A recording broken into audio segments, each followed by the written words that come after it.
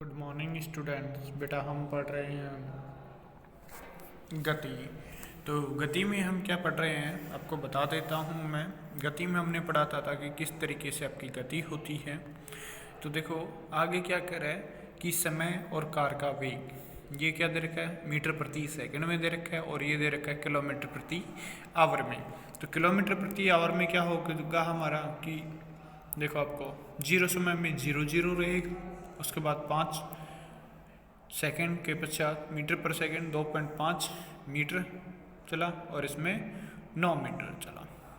तो इस स्थिति में कार की गति के लिए समय वेग जो ग्राफ है हमारा उसमें प्रदर्शित किया गया है। जब हम प्रदर्शित कर देते हैं तो क्या होता है, उसमें ग्राफ की प्रकृति हमें यह बताती है कि जो समय कितना समय समान समय अंतराल में वेग में परिवर्तन समान रूप से हो रहा है या असमान रूप से हो रहा है, ये हमें इसके बारे में पता चलता है।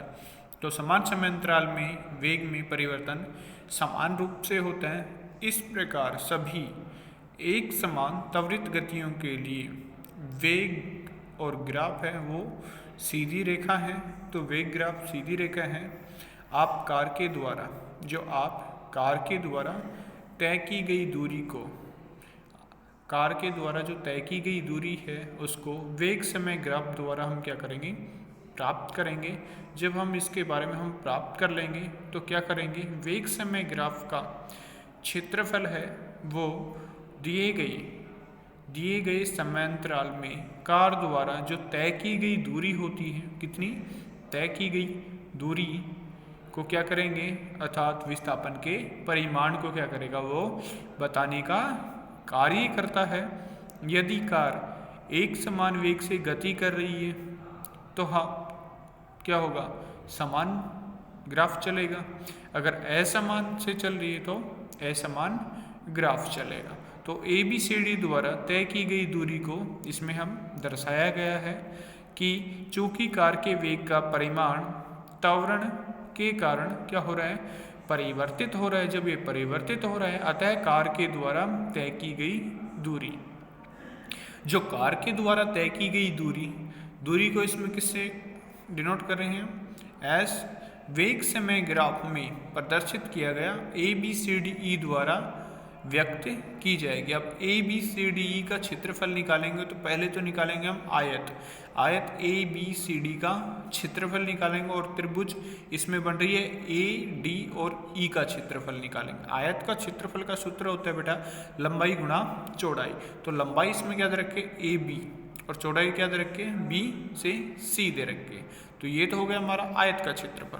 अब हो जाता है हमारा त्रिभुज का क्षेत्रफल होता है बेटा हमारा 1/2 गुणा आधार गुणा में ऊंचाई। तो 1/2 आधार क्या है हमारा A और D है और ऊंचाई हमारी क्या है, D से E है, तो DE। असमान त्वरित गति की स्थिति में वेग समय ग्राफ किसी भी आकृति का हो सकता है। वेग समय ग्राफ को दर्शाता है जो कि एक वस्तु की गति को क्या करता है, वो प्रदर्शित करता है। जब ये प्रदर्शित करेगा जिसका वेग समय के साथ घटता है और किसी वस्तु के वेग में असमान परिवर्तन को वेग समय ग्राफ के द्वारा हम क्या करेंगे, दर्शा सकते हैं। जब हम वेग समय ग्राफ के द्वारा दर्शाएंगे तो देखो आपको दिखा रखा है किस तरीके से क्या हो रहा है कि इसमें देखो फर्स्टली ही इधर दिखा रखा है आपको, इसमें दिखा रखा है आपको कि वेग दिखा रखा है आपको और इसमें दिखा रखा है समय क्या दिखा रखा है, 0 से 1 सेकेंड 2 3 4 5 और 6 तक। ऊपर क्या दिखा रखा है, मीटर दिखा रखा है 0 से 10 10 से 20 20 से 30। तो ये इसमें हमारा डिपेंड करता है, ये चीज़ें इसके बारे में बताया गया है।